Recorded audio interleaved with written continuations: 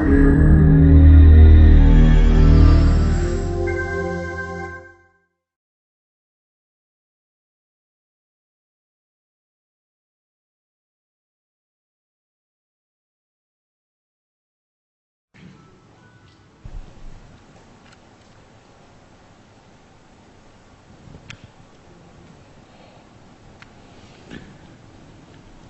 good morning, everyone. And today, I'm going to talk about another new data structure called graphs, right?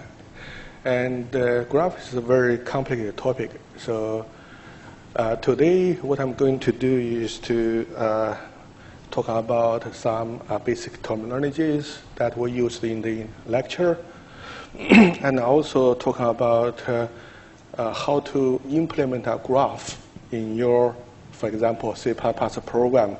That's what we call graph representations, which is the second topic of today's presentation.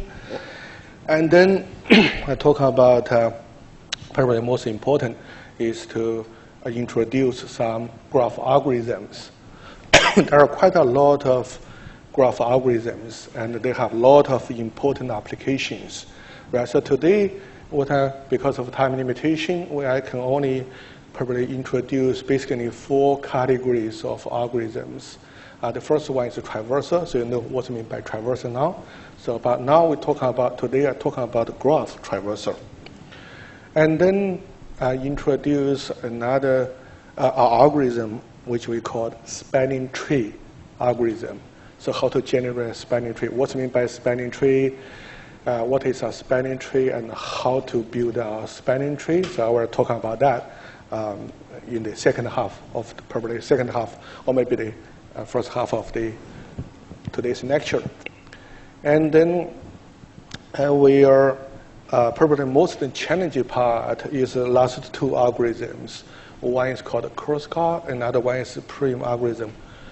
Both of them are used for finding we call it minimal spanning tree. Right, so I will talk about in very detail by that time. Okay, now, so what is a graph? So graph basically is a mathematical concept which has a number of applications. Graph is probably not new to your guys anymore.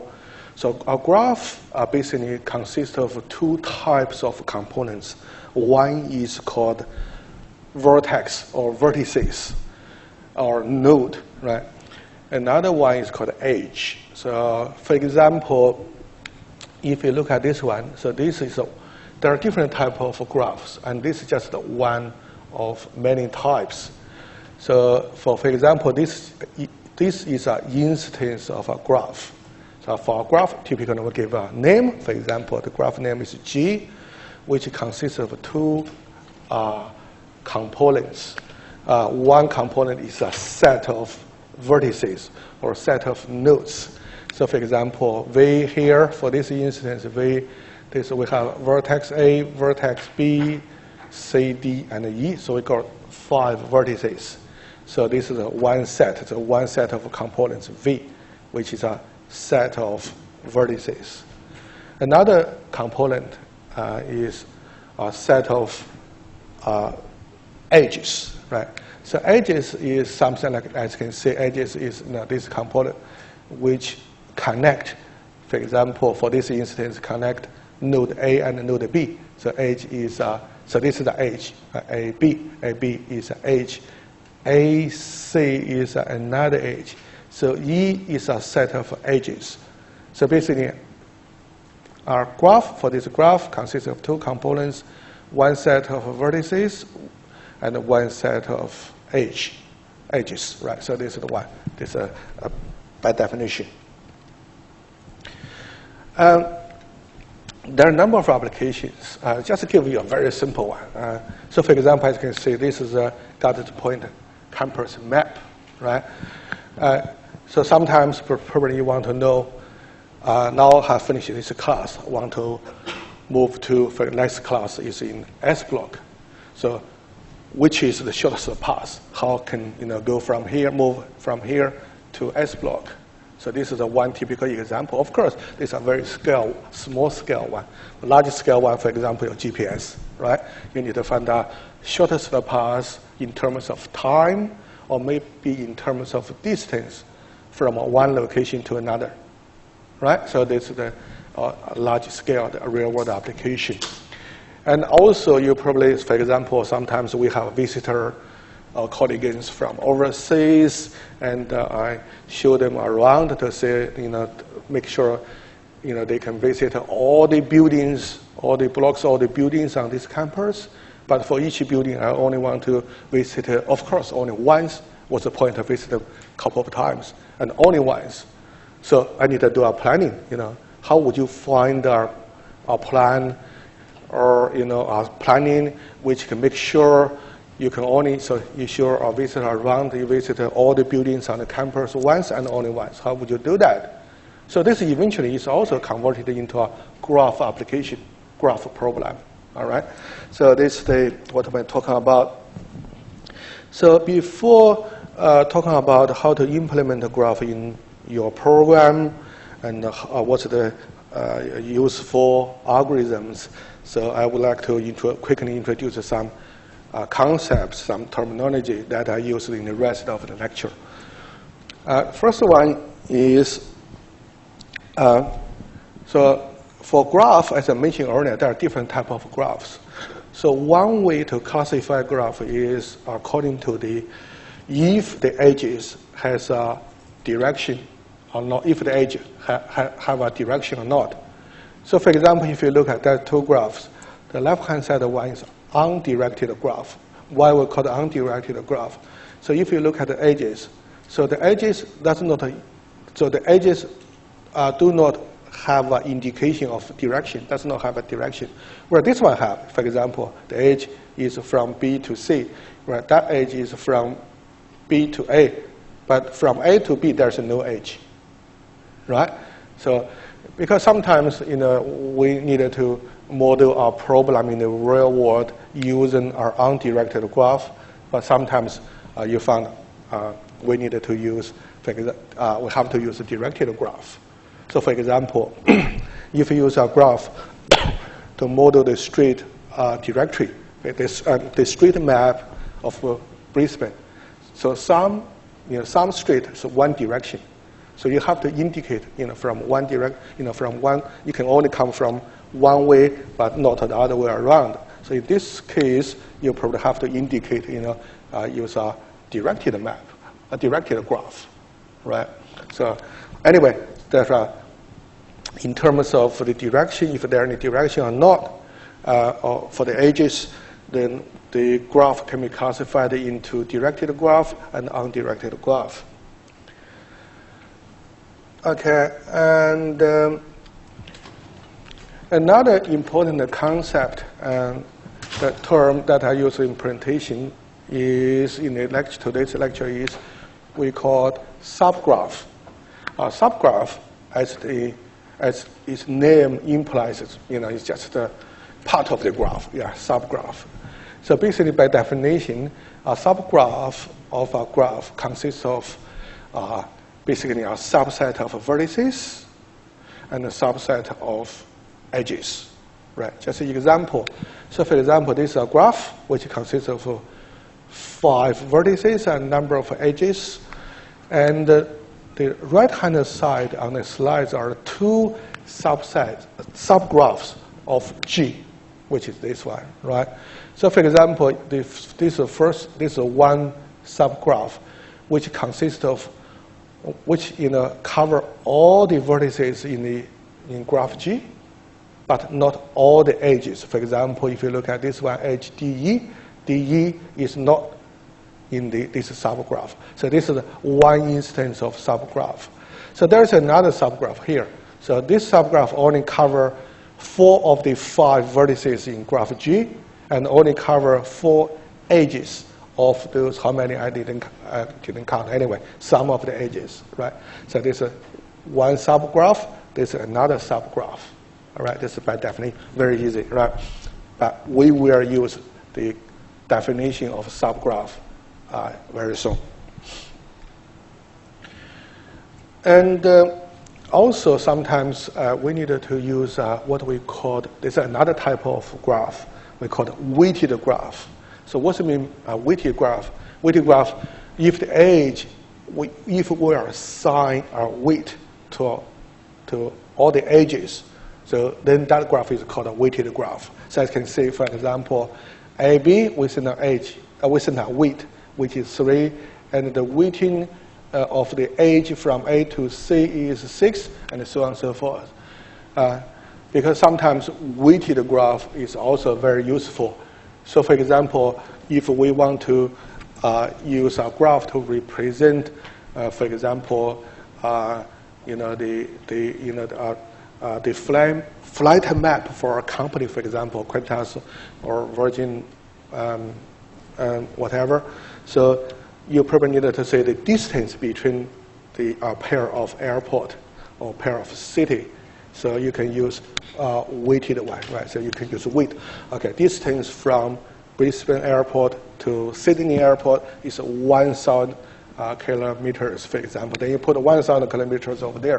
So depending on where you use that graph, right? Of course.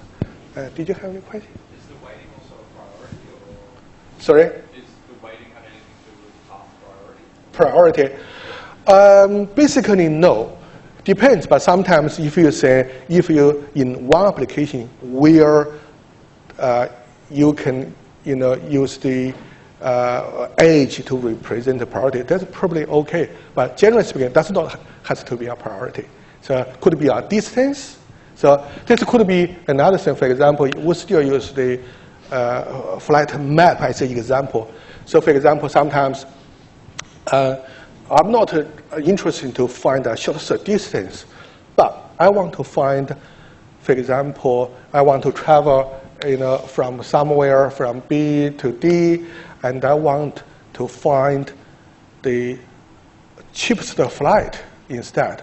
So if this is the case, probably instead of using the weighting to represent the distance between a pair of city, you can use the airfare. So you can use airfare. Okay, from B to A, the airfare is $100, for example.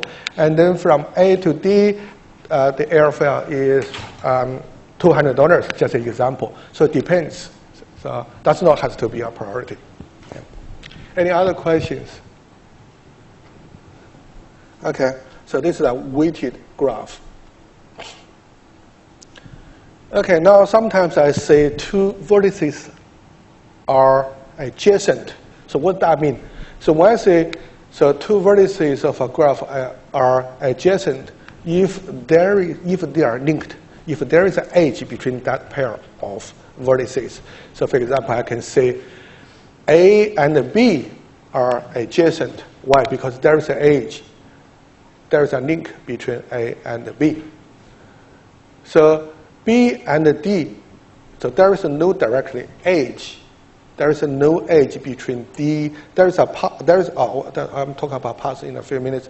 There is no edge between D and D. So we say B and D are not adjacent. Okay, this is by definition. This is the term that we use in graph theory. Right? Another concept that you need to know is path. So paths could be basically can be interpreted represented in two different ways. Here we just use edge. You can also use vertex sequence. Okay, anyway, we just use one here. So basically, a path between two vertices is a sequence of consecutive, very important, consecutive edges. Okay, that begin at one vertex and finish or end at the other vertex. So this is called a path, right? Easy, right? So for example, there is a path, there is no edge between B and D, but there are quite a few different paths, right? So for example, one of them is B is between one path from B to D is E3 and E4. So a sequence of consecutive edges. So this one immediately follows that one. So this gives a path from B to D. So these are alternative paths. For example, E1 and E8, these are alternative paths from B to D. Right? This is by definition again. And also, cycle. Cycle means, cycle is a path. See, we're using path to define a new concept, cycle. Cycle is a path that begin and finish or end at the same vertex. So, for example, this is an example: E1, E3, E6. E1, E3, E6 forms a cycle. So this is a cycle. So we start from A and all the way around we finish, we end at A, vertex A. Right? So this is a path, but it's a special type of a path because we finish and start and finish at the same vertex. So we call it cycle. So this is another concept that you need to understand. Another concept, quite a lot of concepts, right, is called connected. Sometimes we say a graph is connected. Some say a graph is not connected. So this is a connected graph, right? Connected, if a graph is said to be connected, if and only if there is a path between every pair of vertices in that graph. For any pair, you randomly pick up a pair of vertices, there exists a path, at least one path, right? Then that graph is called connected, otherwise it's not. So this is a very easy to understand, right? So this is, for example, this is a connected graph. You can verify, right? For any pair of vertices, there always at least one path between that pair of vertices, right? So anyone, for example, B and E, so this is one path. C and E, for example, this is a path, right? There exists at least one path, right? Where this one is not, this is not connected. It's very intuitive, right? But in the program, when they implement in your C++ program, probably cannot see this, right? Because it is a visualization. It's visualized. So for you can immediately know it's connected or not. But if you implement that one in your program, how would you use your program to check if a graph is connected or not? All right? So probably it's not that straightforward anymore, right? At least it's not very intuitive. You cannot see from the data. So this is not connected. Why? For example, there's no path between C and D, right? So it's not connected. And this one we saw, this is a graph. Graph G consists of two connected components, right? This is the one component. This is another component. So two components, connected components. So this is another concept that I will use in to this lecture. I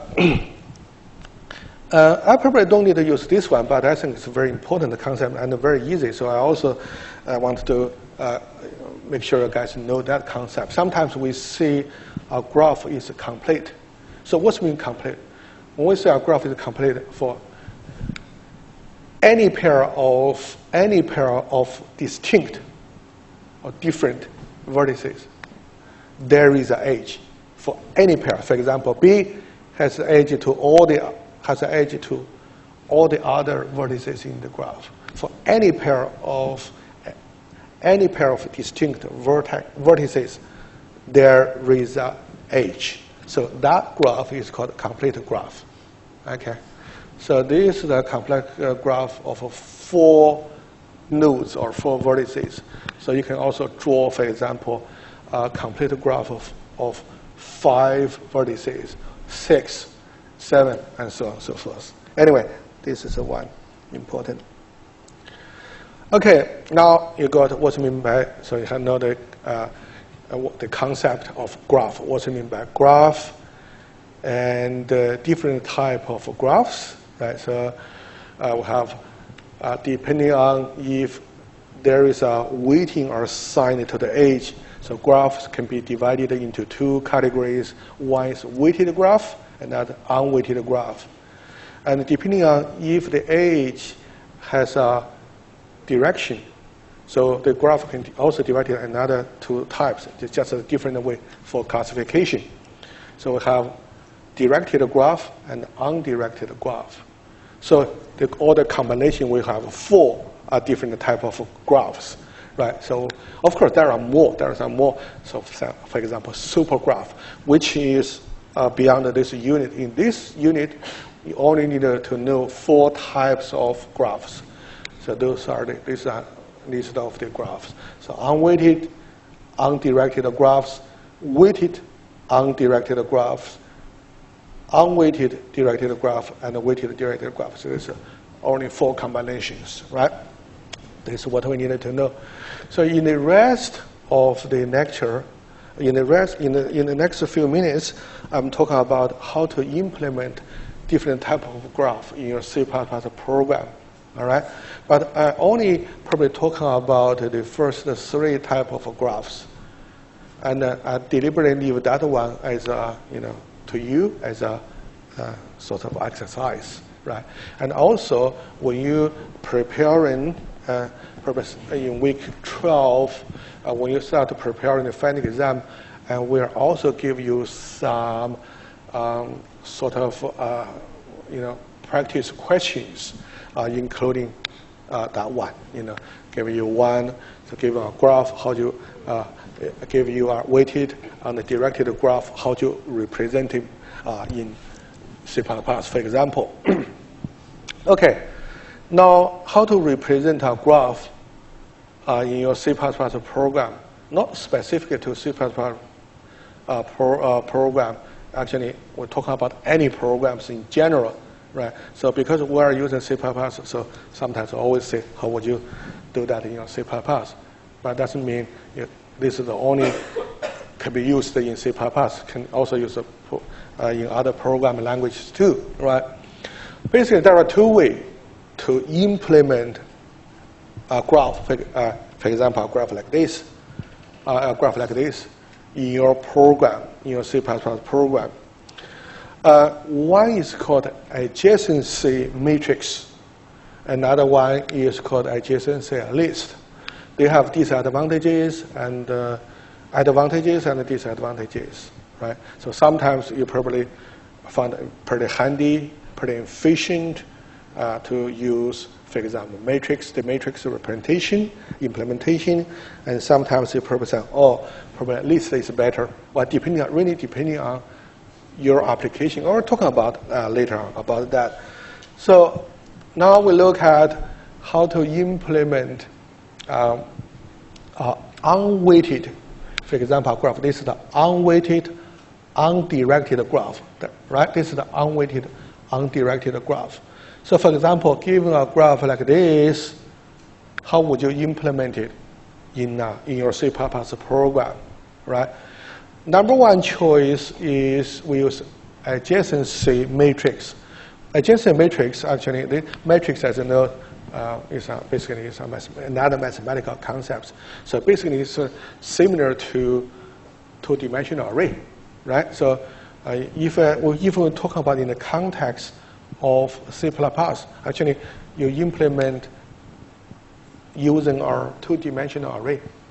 Okay, so it's a 2-dimensional array, where, for example, the first row, okay, each of the vertices represent here 1 row. For example, this represents A, this is B, C, D, and E, and the same with the column.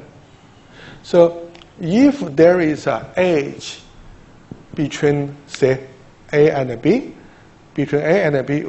so we put, for example, depending on, for example, you can use, if we use a binary, so we can put a true or 1. If there is no edge, for example, between D and B and D, B and D, so we put a 0, indicating there is no edge between D and E, right? The same here, for example, because this is undirected graph.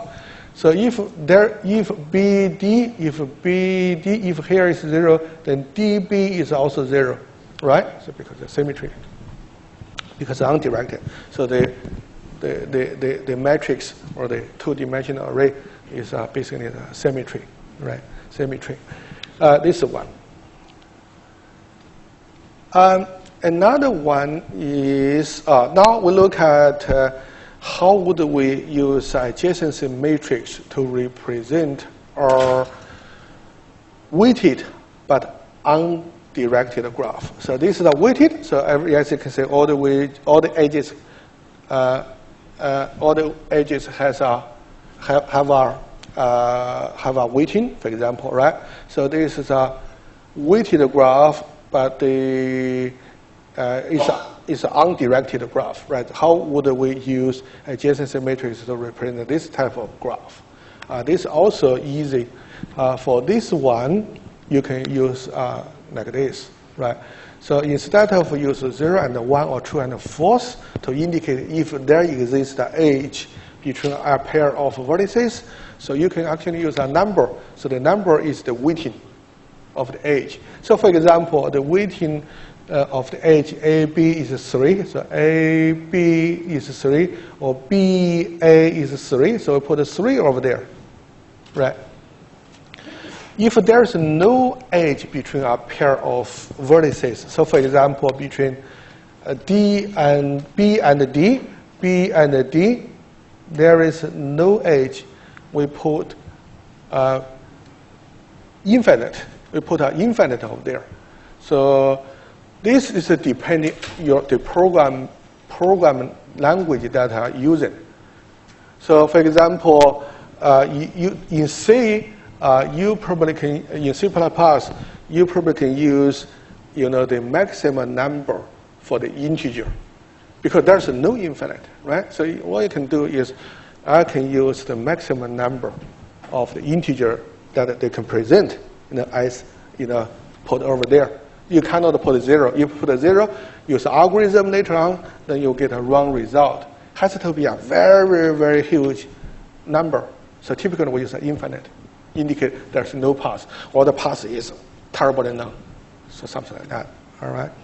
And there is something, in C++, for example, in some other program, languages like C#, there is something like a maximum number or something like that. Anybody can remember? How could we get a maximum number, that maximum integer that we can use in, for example, in C#? Anybody can remember?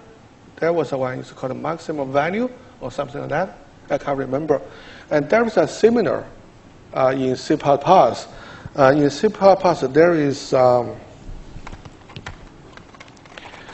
there is a library called limits. So you need to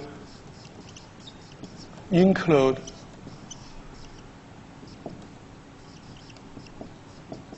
limits. So all the limits of the maximum number or the minimum number that, for example, included over there. Let me think. I can't remember. If you want to have to include that one, then if you want to define, you can define a constant or something like that. For example, const, for example, infinite, then equals to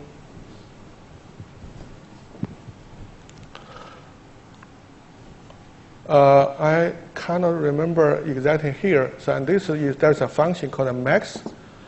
There is something like a limits.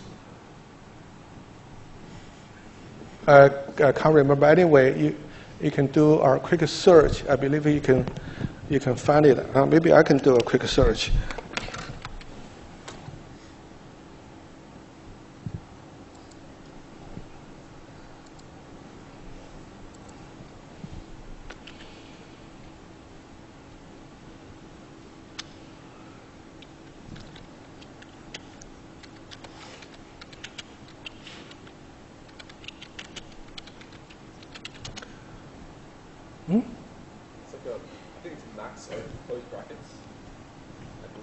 No, actually, the internet is for a fixed connection problem.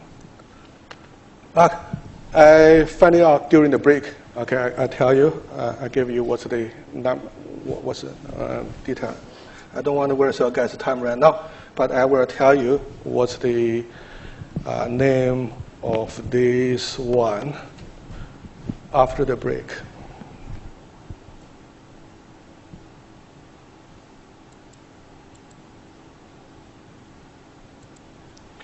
Okay, so this is a adjacency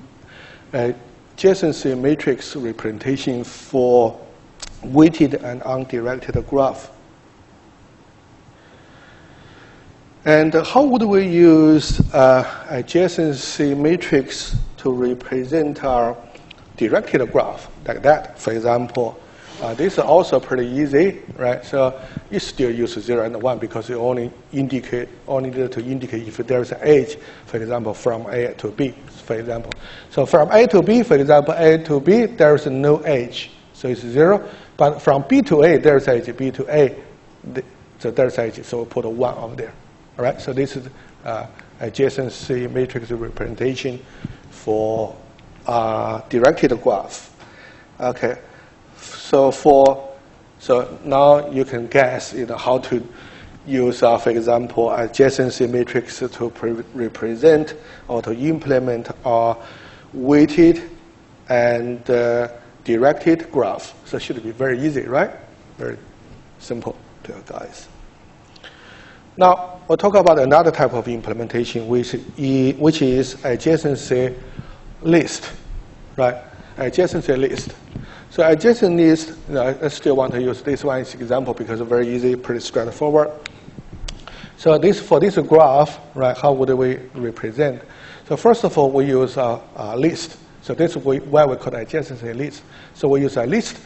Each element in the list represent or stand for one vertex in the graph.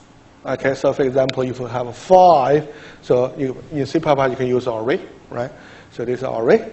This is our list of 5 elements. The first element represent A, second B, and then C, and so on and so forth. And then for each of the node, each of the element over there, so actually is a pointer, is a linked list, like this. So for example, just look at this one as an example. From A to B, there is an edge, so we put a node over there. So in this linked list, there is a node representing B. So that's indicate from A, there is an edge to B, there is an edge to C, there is edge to E, and also there is edge to D, right? So A, C, D, E, right? So if there is an edge from A to that vertex or edge, then we add one node in the corresponding linked list, right? So this is the linked list. This we call adjacency list representation.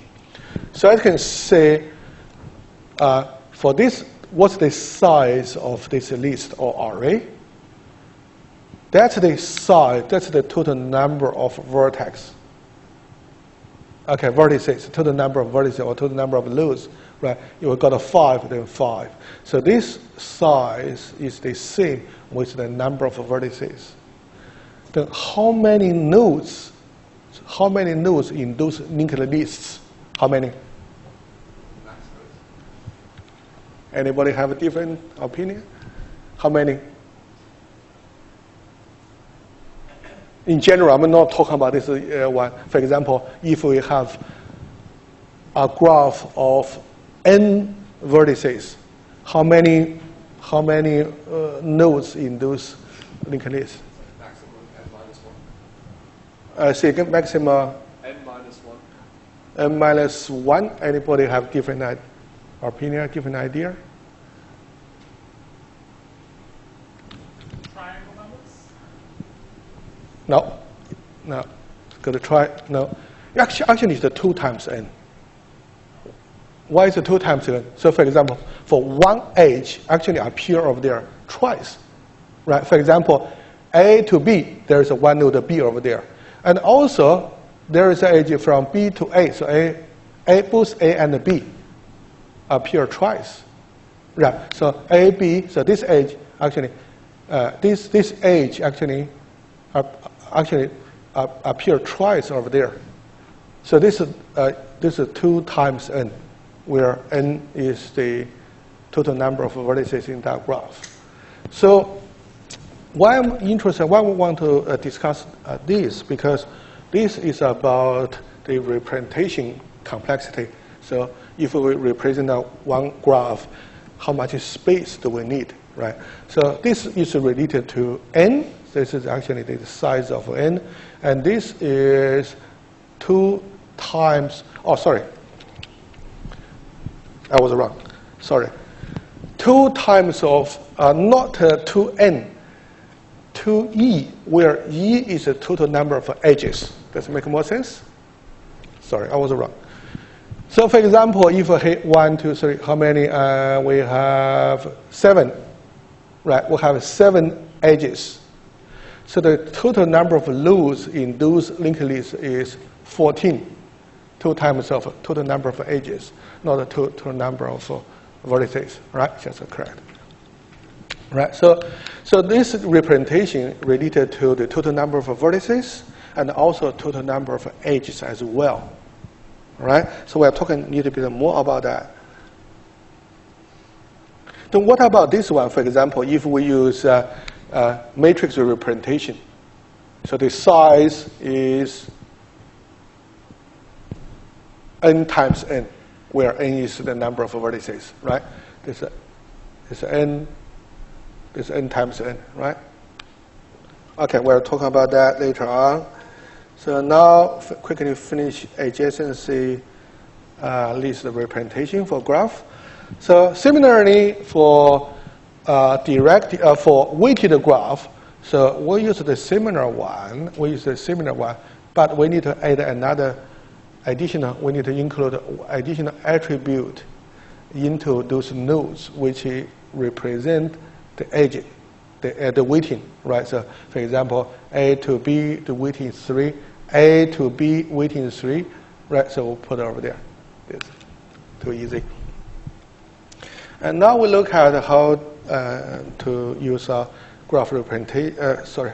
Use a adjacency list to represent a directed graph. So this is a directed graph. Okay, now if we use adjacency list to represent a directed graph, what's the total number of loops over there? It's still 2e, where e is the total number of edges. It's e, right? So because from A, for example, there is an edge from B to A, but not from A to B. So for example, B to A, there's a node over there, but not A to B. So A to B, there's no such a node. So this is the total number of edges. So there are 7 there as well, right? Anyway, now we're talking about, so one question you probably want to ask me at this stage is, now you told me we have 2 different types of implementations for graphs. So which one should I use? Or when should I use which one? All right? So here is just a simple guideline. Okay. So for example, now we're talking about, for example, space complexity. Talking about how much space do we need if we use list representation or use a matrix representation, right? So for adjacency matrix, basically, is n squared or v squared, where v is the total number of vertices, all right? Where if we use adjacency list, basically is in this scale, in this order. So this is related to the number of edges, number of vertices in that graph.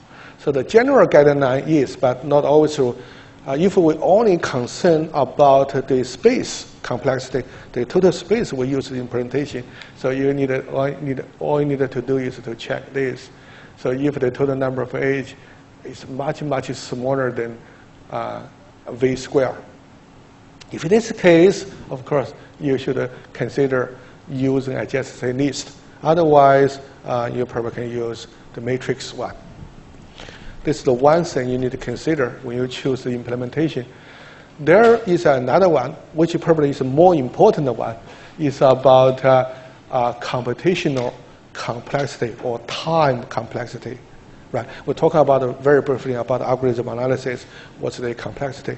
So, depending on the application, right? If in the application, the application that you are developing, if in the application where, for example, from time to time, you need to check if there is an edge between each pair of vertices, just an example. Then you probably need to consider, I think it's better to use matrix representation. Why? For matrix representation, because you use array, right? The two-dimensional array. For any element in the two-dimensional array, you can use the index to immediately access the element. For example, if it's undirected, unweighted graph, you can directly check if there is a path or there is a edge between a pair of, for example, if you want to, you cannot say this, right? Or this is all you can see in your program, right? You cannot say that the visualization part. So if I'm asking you, this is something that you can see. Is there any edge between B and D? So all you need to do is, for example, B and D, you find the corresponding element, and this element value is 0. Then you say there's no edge between B and D, right? So this is a constant time. You can directly access that. For the simple program, if we use adjacency list representation, if I'm asking the same question, if there is an edge between B and D, how would we know? You would have to, number one, you find the corresponding element for B. This is the B. This is the pointer pointed to the head of the linked list. So you need to check through, you check all the elements one by one in this linked list to see if it's a, because we check if there are edge from B to D. So you need to check this is a D, this is a D. No. After you checking through, then you can draw a conclusion. No, there's no edge between a D. So it takes more time. You will have to search, you have to do the comparison one by one. You need to check through the corresponding linked list. So typically in the worst scenario, it's big of N. Like that. So if this is the case, for example, in your application, I need to, from time to time, I use that operation frequently. I check, if there is a path between a pair of course, you should consider use matrix representation because it's more efficient in computation, right? So this is one. So really depending on the application, the nature of the application, you need to know which operation do I use very often in this application and which representation is suitable for those operations, right? Then you make a decision, okay? Okay, now we talk about any questions about graph representations. Should be very straightforward to you guys, right? Yes? Really good question. Can you give us a quick example of an application for these lists, like a weighted list or something that you use it commonly for? Example, we're just talking about 4 different graphs, which one you are particularly interested in. Example for which one? For the sake of saving time, give us the best example that you can sort of draw or give for any of them. I will give one to you in the lecture. There's quite a few over there. Yeah. Okay, now traversal. Traversal. What do you mean by traversal? Traversal means we need to visit all the vertices in a graph, such that all the vertices can, visit once and only once. This is what we call traversal, right? So traversal, actually, we're talking about algorithm now, so I'm going to introduce you 2 types of, 2 categories of traversal algorithms. One is called depth first search traversal, another is breadth first search traversal. Okay, now depth first search traversal. Depth first search traversal, basically the idea is starting with a particular vertex. So for example, for this graph, this of course has to be connected graph, right? So starting from A, we want to visit all starting from A. Just an example, you could start from B, but for this one, I assume we start from A. Starting from A, we want to visit all the vertices in the graph. Okay. One strategy is okay, when I try, yes, I'm trying to do, I'm going to visit all the vertices in the graph. And the strategy that I'm using, I would like to use is I visit that one and going deeps, going further, proceed, to the next one. And then, okay, for example, we visit A first, and then I proceed to, for example, I could it D, could it be D, could it be B? So for example, I choose B, right? And the strategy that I'm using is depth first. So I want to proceed along a path from that one as deeply as I possibly can. So because I can still proceed, so I proceed. So this is the one option, this is a second option, and this is a third option.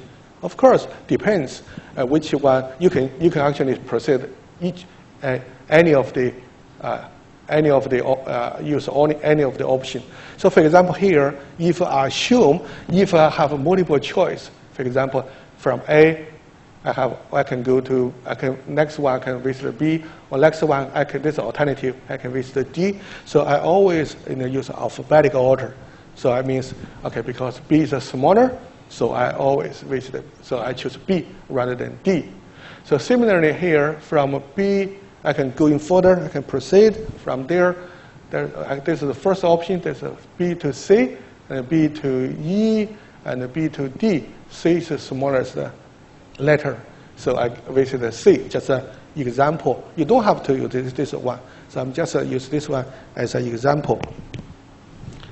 So for example, I visit C, because C I can also go in further, going deeps, right, going further, proceed.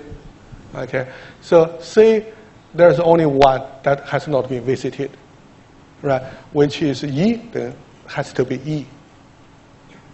And the next one, from E, we check all the vertices that are associated with or adjacent with E and has not been visited. So there are three options. They are D, F, and G. Right, because F is the smallest.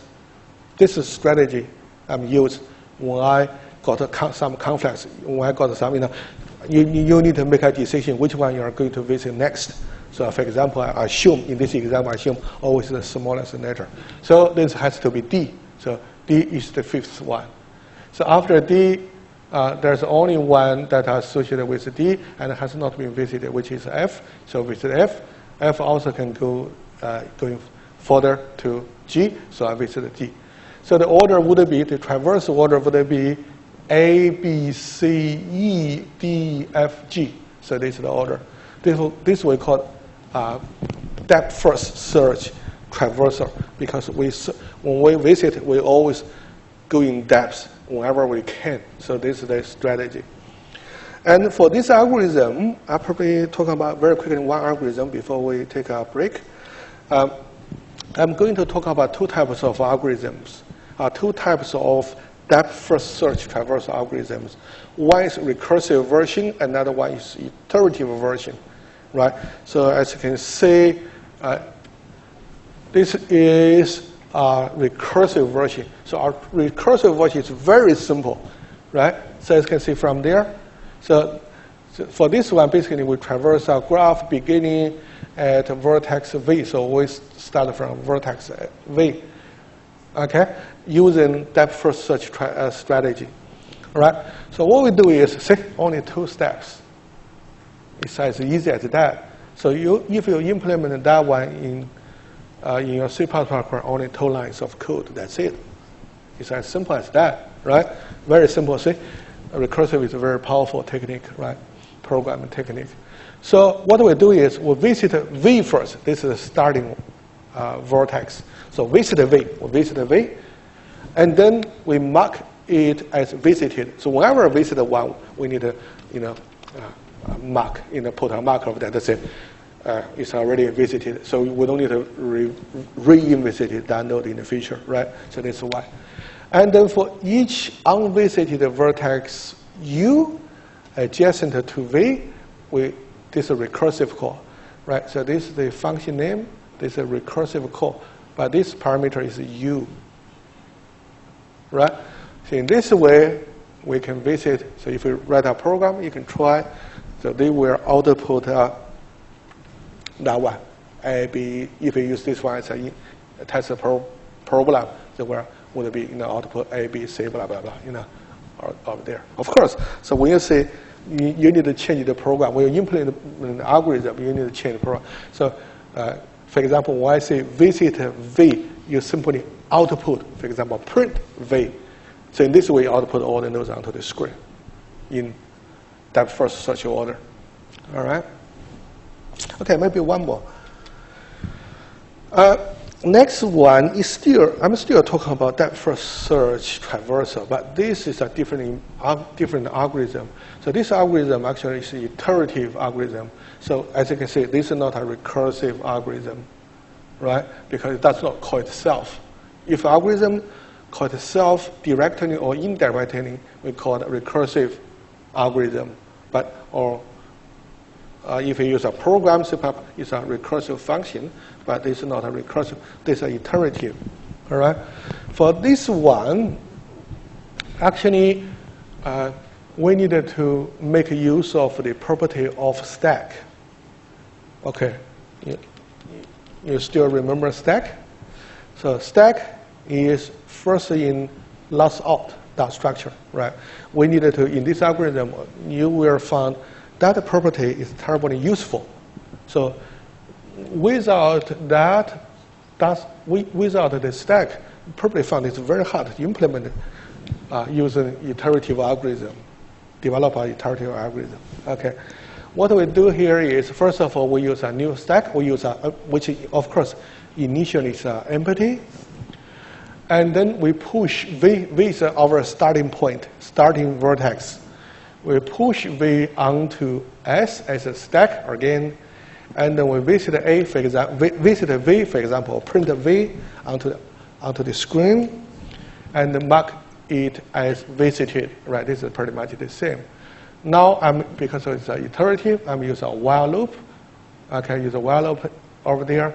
So the condition, the termination condition is when the stack is not empty. Okay, initially there's only one item, right, which is V, currently in the stack. So when the stack is not empty, I iteratively to do this. Okay, so first of all, I check if no unvisited vertices are adjacent to the vertex on the top of S, then I pop. I remove the top element out of the stack. This is the pop origin. Otherwise, if the condition is not true, I can select, if there are multiple ones, I can select our unvisited vertex U adjacent to the vertex on the top of S, and then push that one. So when I say selection, for example, if you have a C and D and F, which one should we select? For example, if depending on the strategy you are using, if I always use alphabetical order, so then when I say select, you choose C, for example, right? And push that one, for example, push C onto the screen. Push C onto the stack, and then visit C. Actually, here we use a variable U, visit U, and mark it as a visited, and back to here to say if the stack is empty or not. If not empty, we just repeat this one until eventually the stack will become empty. So when the stack is empty, we actually will have successfully visited all the nodes or all the vertices in that graph, in a graph in general. Okay. Any questions so far? If no, maybe we'll take a short break. After the break, I can use an example to demonstrate how it works. Okay. 10 minutes break.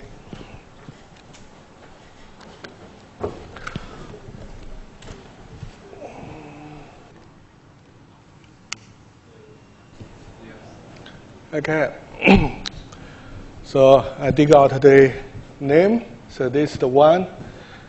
Before the break, I promised you guys I will dig out this one.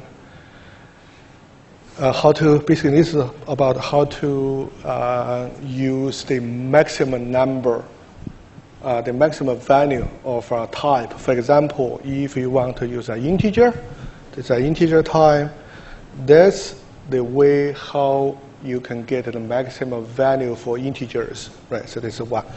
So probably you can define, oh, sorry, there's a type here again, const int. Right, you can define a constant integer, which represents the maximum value of integer, and you can use that one as infinite in your implementation, in your C++ implementation. All right. So similarly, if you want to use a different type, you can change the type. This is about template, right? Which you should be very comfortable with right now. So this is int. Okay, this is how. All right. Before the break, I said probably I use an example to demonstrate how this algorithm works. But I just realized I got quite a few slides, and I got two more important, very important algorithms to introduce.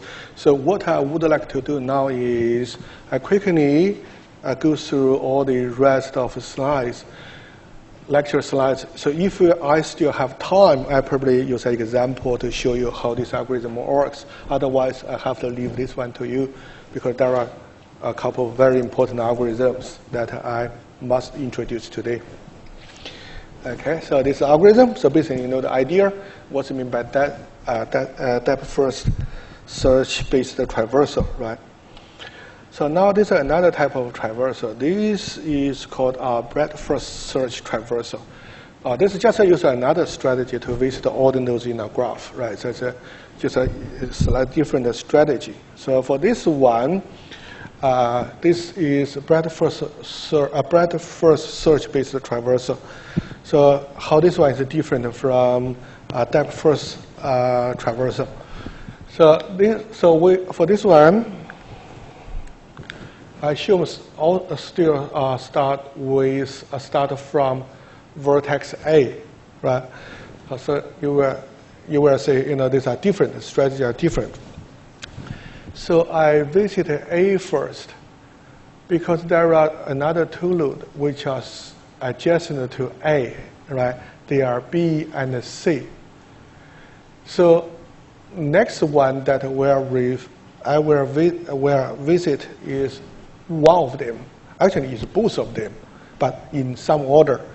So again, I use the same idea. So if I got two to visit, which one should I visit first? Which one should I visit second? I assume I use alphabetical order, right? So as a result, I visit B and then E immediately, right? So I use the similar idea because I visit B first and then visit D. So I use the same idea. So for B, what are the vertices which has not been visited yet at this stage and also adjacent to B? So there are two, right? One is C, BC, another is BE. So I use the same order. So I visit C first because C is smaller than E, right? So I visited this one. After I visit C and immediately visit E, and I use the same idea, right? So, and after that, okay, so that's a very important. This is a place where we can easily make a mistake. Then we have already visited all the vertices associated with B or adjacent to B, and now we need to visit all the nodes adjacent to D because they are in the same level, So we'll visit F because F is the only one that has not been visited yet and adjacent to D. So we visit F. And after visit F, then we're back to here. So this is something like level 1, level 2, the second level. If you draw the visit like a tree, right? This is a visit. I probably draw a very simple diagram for you guys, for you to understand. So visit A first, and then next level, C. B.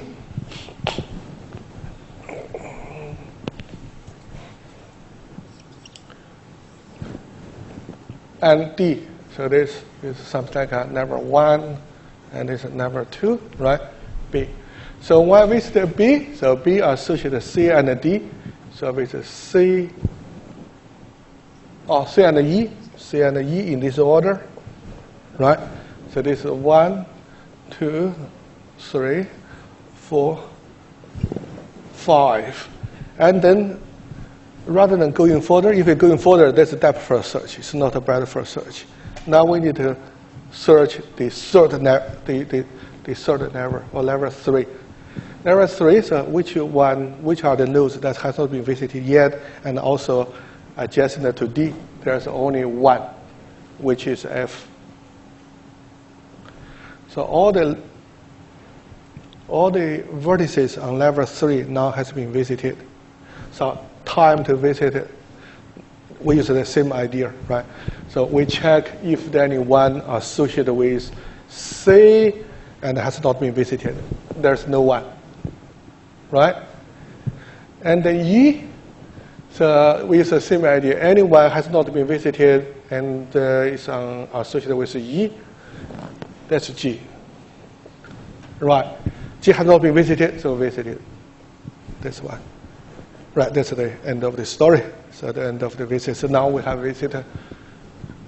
Sorry, there's one more. A, B, B, C, D, F. Oh, this is 6. Right, this is 7.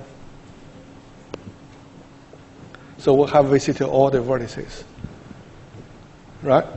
So this is breadth first traversal. So just a different order, right?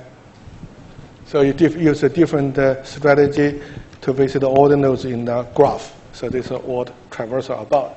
So we have a breadth first search traversal and a depth first search traversal. Okay. Any questions about this? Okay. So you got distinguished the two types of traversal algorithm. So if you're asking to use depth first search, you should not use breadth first search. Okay, so this is the idea. Okay, so this is the for depth first search. Actually, we have already discussed two algorithms. One is recursive, another one is iterative. Now, for this one, for breadth first search traversal, we only introduce one algorithm, which is the iterative version. Okay, iterative version, we need to use another the property of another interesting data structure, which is Q, right? So we create a Q, right? Initially, of course, it's empty, and initially we NQ, we insert V into the Q, and immediately we visit V, which is a starting node, and we mark V as visited, right? And then, so this is a similar, the structure is similar to the one that you saw before the break, but that one use a stack, this one is a queue. Why? Because we have to make sure we visit all the vertices in right order, right? So the termination condition for the while loop is when the queue is not empty. So when the queue is not empty, so we dequeue, remove the element in the head of the queue and put it into W, right? And then for each unvisited vertex V, which are adjacent to W, we do this. We visit V and mark it as visited. And then after visited, and then we NQ, we put into the queue. So this is an iterative loop. So the termination condition again is the stack is the queue is empty. So once the queue is empty, we should have successfully visited all the vertices in this one. Again, if there is some spare time today, I will use that one as an example to demonstrate how it works. Right? Otherwise, if I don't have time, I leave it to you because again, there are two more important. Actually, there are three. Actually, the last two are more important. But in order, okay, let me start from this one. So basically, in the rest of today's lecture, I'll talk about another three algorithms. The first one is called a spanning tree algorithm. So in order to understand the spanning tree algorithm, you need to understand what's meant by spanning tree. Actually, for spanning tree algorithm, actually be very simple. If you are confident with depth first search traversal and breadth first traversal, it should be very easy because those two algorithms are based on those two search, as you will see in a minute. More important, you need to understand another two algorithms, very classic, very famous algorithm. Both of them are used for solving the minimal spanning tree. So spanning tree will have a minimal spanning. I will tell you what's meant by minimal spanning tree. Minimal spanning tree in a few minutes. And then we have two different algorithms. So giving a graph, how would you weighted graph? Of course, how would you find the minimal spanning tree using the two algorithms, two types of algorithm, right? So this is what I'm going to do next. So first of all, spanning tree. Spanning tree relatively easy. I probably quickly go through spanning tree. Spanning tree. Before give you a definition for spanning tree, I have to quickly recap the property of a tree. We have already talked about the tree previously, right? What's meant by tree? So talk about binary tree. Also talk about the tree very briefly, right? How the tree represented.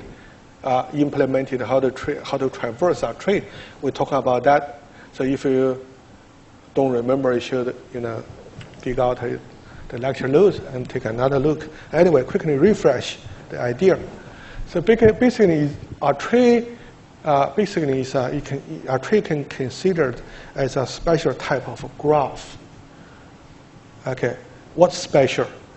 A tree basically. A tree is connected, right? It's a connected graph. And also, because some graph probably is not connected, right? Some graph are connected, some graph are not connected. And also, a tree does not have any cycle. So for example, this is not a tree. Why? Because, for example, this is a cycle. And there's another cycle. There are a lot of cycles over there. But a tree does not have any cycle. So for example, this is a tree, right? This is a tree. Okay, just you probably change the orientation, probably looks a little bit better, but anyway, so this is a tree, right? So maybe you can, this could be considered as the root of the tree.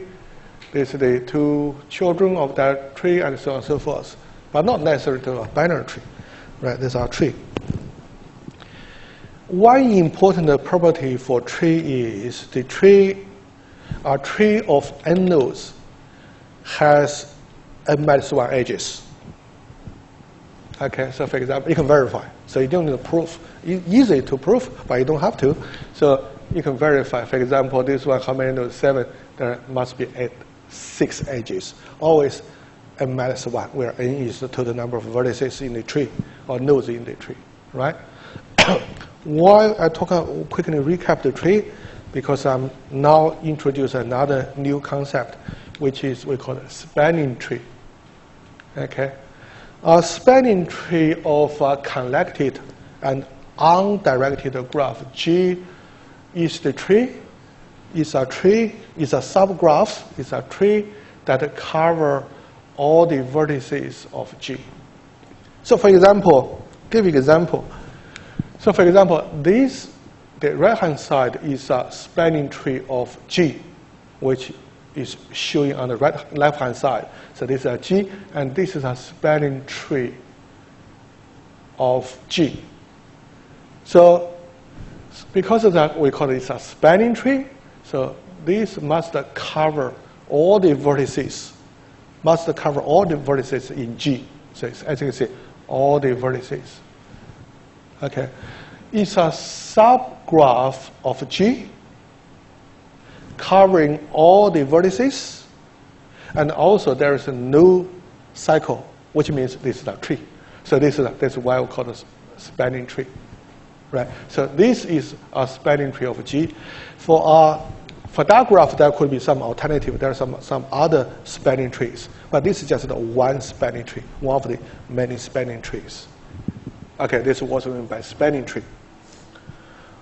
Okay, now I'm giving you an example, right? You asked me to give you a real-world example, so now I'm talking about a real-world example. So for example, it's pretty wordy, but you don't need to worry about it. I can explain to your guys. Oh, this is not yet. So this is just two types of ways to find a spanning tree. Okay, I'll talk about it very quickly before I give you a real-world example. Here, so basically, if you want to find a spanning tree, that's very easy. So you can make use of the traversal algorithm to find a spanning tree, right? So, for example, as you can see, this probably looks pretty familiar, with your guys because we just look at this algorithm. This is a recursive version for the depth-first search traversal, right? If we remove this one, if we remove this line, this particular line, this is just our depth-first search traversal recursive version, right? So the idea is the traversal algorithm basically is used to visit all the vertices in a graph, right? That's the purpose of traversal. But here we just make a minor modification to that algorithm, to the depth-first search traversal algorithm. So whenever, starting from the first one, whenever we visit next node, then we also add the edge into somewhere, into the spanning tree, which initially is empty, right? So for example, that's why here. So whenever I visit a new node, I also add the edge, the corresponding edge to the spanning tree, which initially is empty. So in this way, we can create our spanning tree.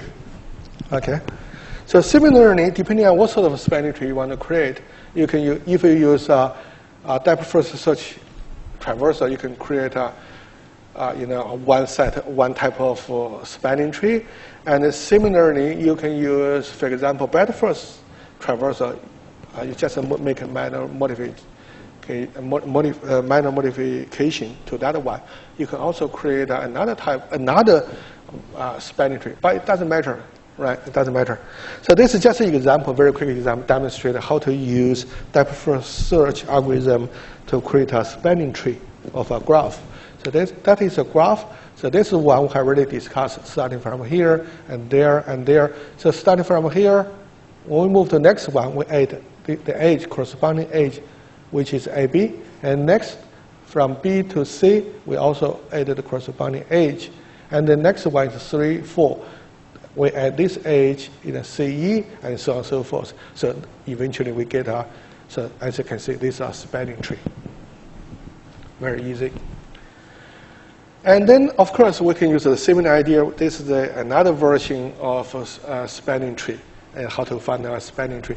But this is based on breadth-first search traversal. Okay, so as you can see, all the difference is here. Initially, we create an empty spanning tree, and every time when we visit a new node or new vertex, we also add the corresponding edge into the spanning tree, right? So this is how only change. So it's just another example, which is pretty much the same, right? So it's just the only difference is the order. So here, just probably we visit A first, and then visit B, and followed by D. So we visit at AB, AD, right, and so on. So this is the diagram that I draw somewhere here, right? There, similar. Right, this is how to create a spanning tree. Okay, now real-world examples. Now the problem is, so for example, now your job, you got a new job, which is a developer, for example, to do a network planning. So you wanted to build, for example, a communication network, or maybe, the cable, like a national broadband network or something like that, or cable or telephone.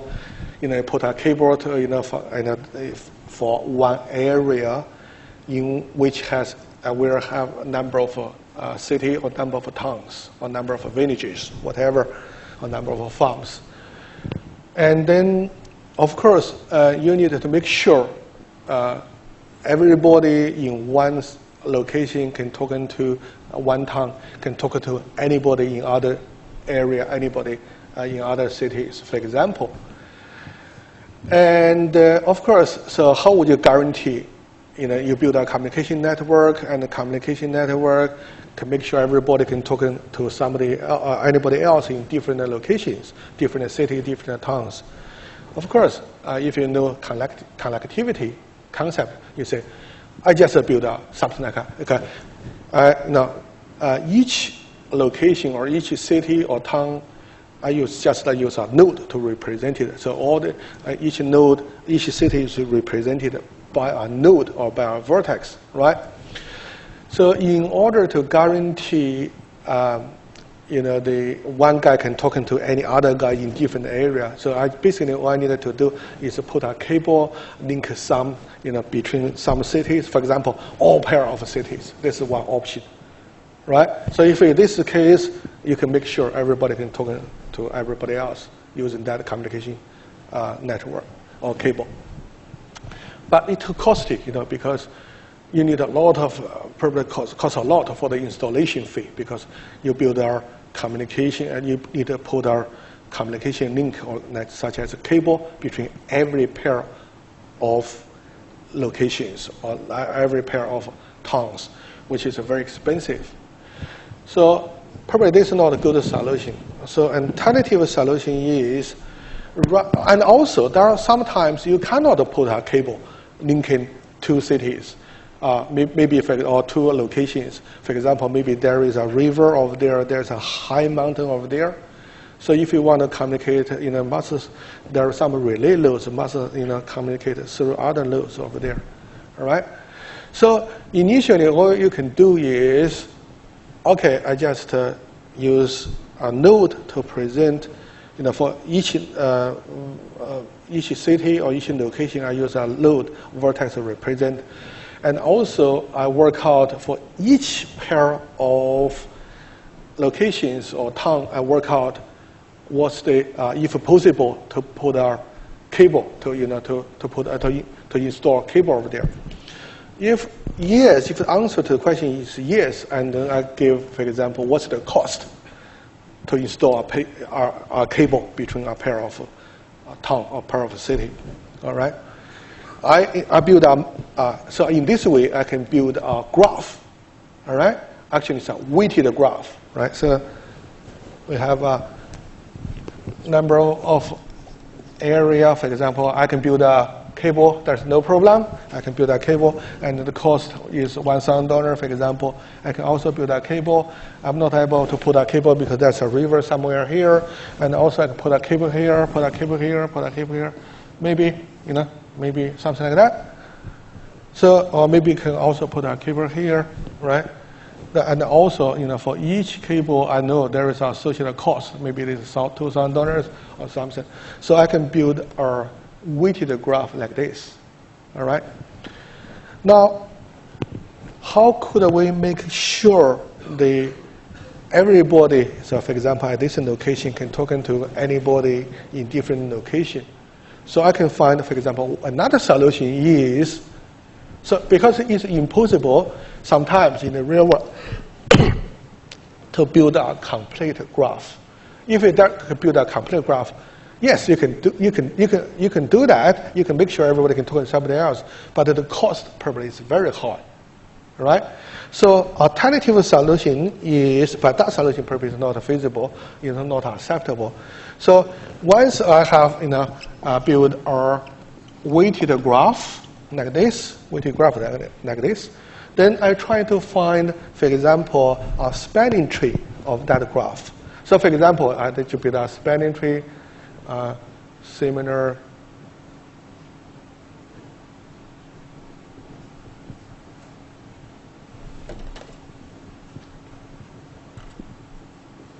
Right, this is a spanning tree, as you can see. This is a spanning tree of that graph. Right. If we have a spanning tree, if we can find a spanning tree of that graph, then we can guarantee everybody in one, because this a tree is connected, right? So we can guarantee everybody in any place and talk to anybody else in different place. That's perfectly fine. But the problem is, maybe the cost, that's the total cost. For example, this is the 1,000, 1,000, 1,000, another 1,000, this is 2,000. So the total cost would be 5,000. But this may not be the minimal cost. That could be better. We have, as I said, there could be many different spanning trees, right? Which can basically achieve the same purpose, right? But the cost is different. Now the challenge is, how could we find the minimal spanning tree, right? So this is the real-world application. So that's what we have a definition. So what do we mean by minimal spanning tree? So for our graph, there could be many spanning trees. And the minimal spanning tree is the spanning tree which has the minimal total number of weightings. That's what we call minimal spanning tree. All right?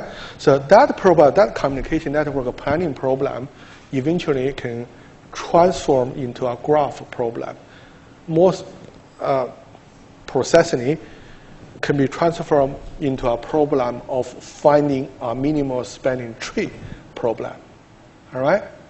So this is why it's very important to introduce the rest of two algorithms. So there are two algorithms which you can use to find the minimal spanning tree. Right? We already know how to find a spanning tree. So we can use breadth first traversal base. We can use a depth first traversal base. Right? This is used for find spanning tree, but not minimal spanning tree. Okay, now what I'm going to talk about is minimal spanning tree. How to give a weighted graph similar to this. How would you find a spanning tree which has the minimal total, minimal sum, or minimal total, minimal sum of weightings? All right. So this is called minimal spanning tree. There are two famous algorithms. All right. So one is called cross-call algorithm, which I mentioned in the very beginning of today's presentation, today's lecture. Another one is called Prim algorithm. Both algorithms can guarantee to find the minimal spanning tree, but maybe not the same. So if it's the same problem, if you use one algorithm, a cross-call algorithm, they can find one minimal spanning tree. If you use a Prim algorithm, could it be the same? Could it find the same minimal spanning tree? Could it be different? Because minimal spanning tree is not unique. There could be multiple minimal spanning tree, which give the same sum of weightings. All right, so this is one. Now, we start with a cross-call algorithm. Because of time limitation, I don't have time to talk about the background. Okay, why I call it cross-call? Because it was invented by that guy in that year. And now I just use an example to demonstrate how it works. So once you understand the basic idea behind the algorithm, cross-call algorithm, then it should be very easy to understand the pseudocode of the algorithm, right? So this is strategy that I'm used in the presentation. Okay, now, so this is a weighted graph, right? So there's a weightings, right, weighted graph. For cross-call algorithm, the first step, okay, very important. So this is how the cross-call algorithm distinguish from Prim algorithm, which I'll talk about later. For this one, for cross-call algorithm, the first step is to do a sorting. We sorted the edges. So there are a number of edges over there. We sort those edges in ascending order by their weighting. So for example, which one has the smallest weighting? So this one, AD. AD has the smallest weighting. And the CE has, actually CE here, as you can see from here, has the same weighting. Anyway, we need to put it in order. So if you change the order, it doesn't matter. As long as they are sorted in ascending order by their weighting, they're perfectly fine. So you can verify. So these are sorting it. Okay, this is the first step. The second step is actually an iteration. Because, as you know, there's a property for spanning tree.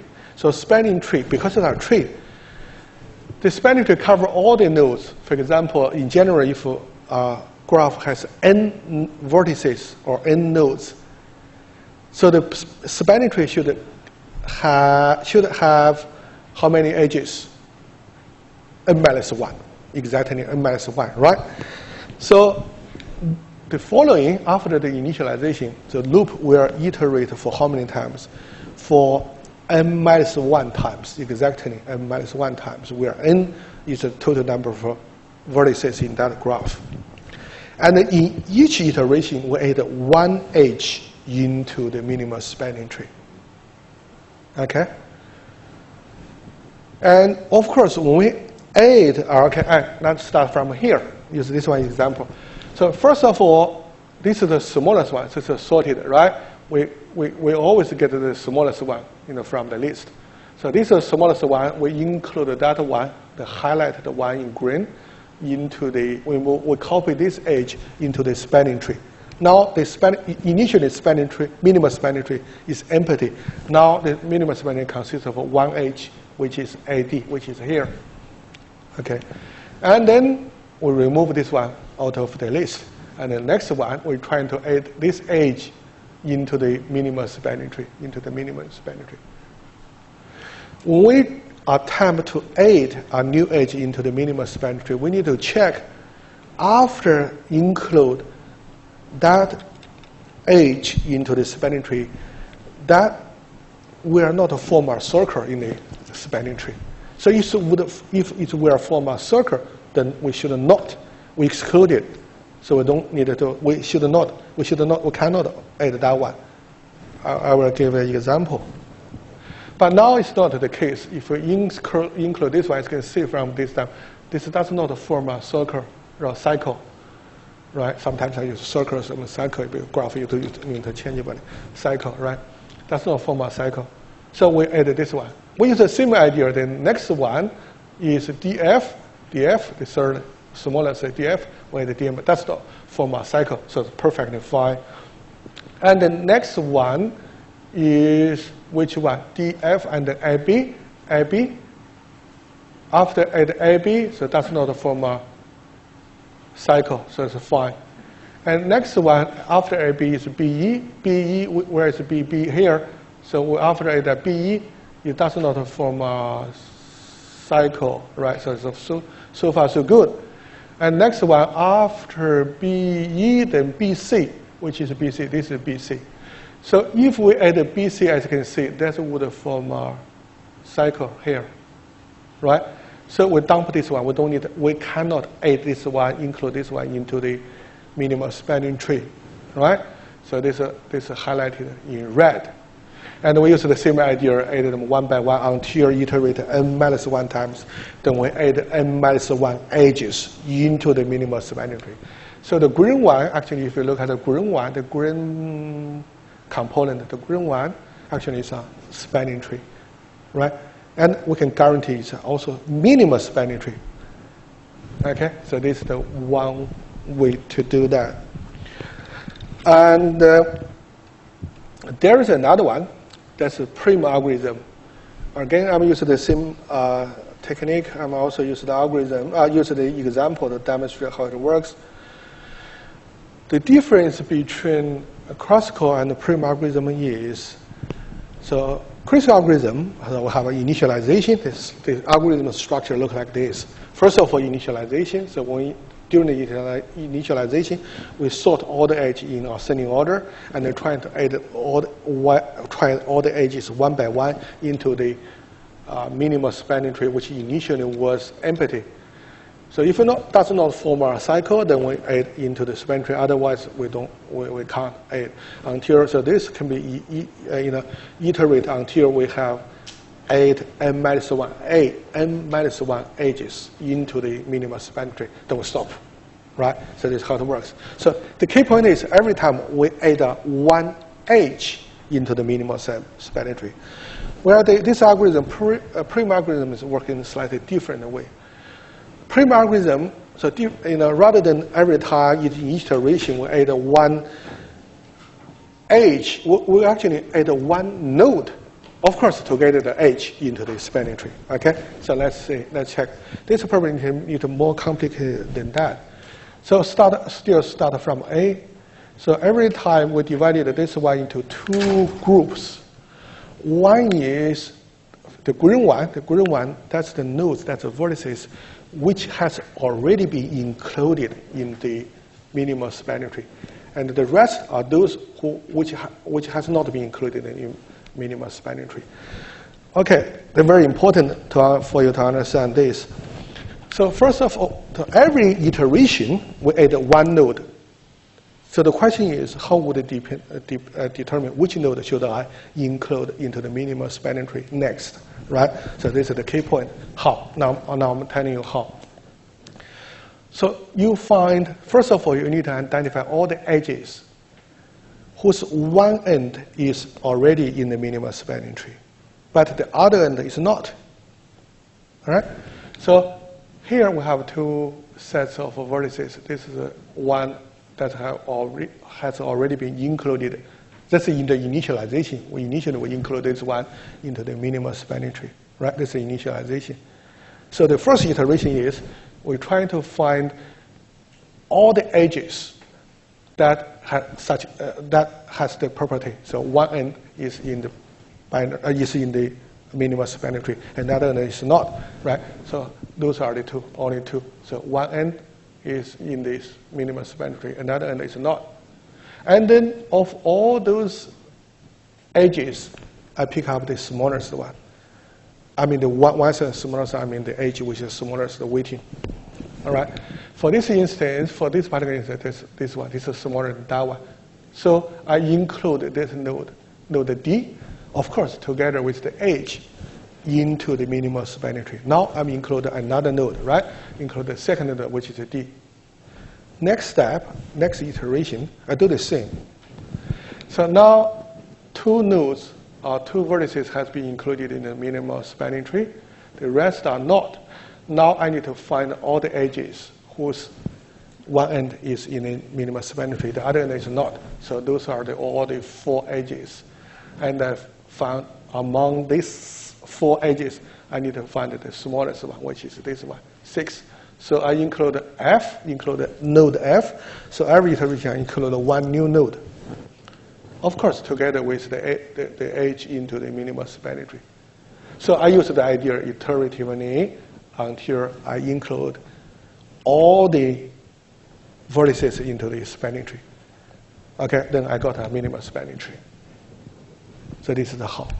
So sometimes if you use the two algorithm uses for the same purpose, but sometimes you can find occasionally, by inside then you can find the same minimal spanning tree. Sometimes probably not a minimal spanning tree, not the same minimal spanning tree, but doesn't matter. Okay. Okay, I think this is the end of today. So if I'm running out of time now, so next time if you have any question, I'm happy to answer your question in the beginning of next week's lecture. Okay, thank you.